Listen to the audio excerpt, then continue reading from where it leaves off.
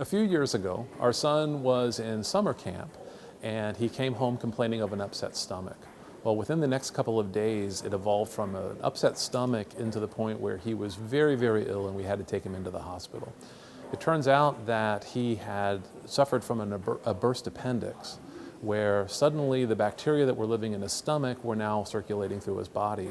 And the issue was that those bacteria were resistant to most antibiotics that he was given.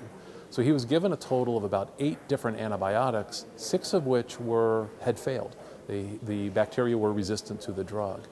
Fortunately, 2 of the drugs, ironically 2 of the oldest drugs, still worked, and that effectively saved his life.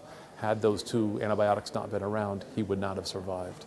So that led us to realize in my professional career that we have a big problem. So my research actually was heavily affected, and we started to evaluate where do new antibiotics come from. And we realized that the new antibiotics are being introduced at a rate that is much lower than old antibiotics are being rendered obsolete through resistance. So the consequence of this is that in a very few years, we're going to be at a situation where we don't have antibiotics. And many of my colleagues actually argue that we already live in a post-antibiotic world. So this has motivated now a new chapter in my life where we are evaluating how do we now get new antibiotics approved in a more rapid and efficient way, because time is now working against us and we need to address this problem now.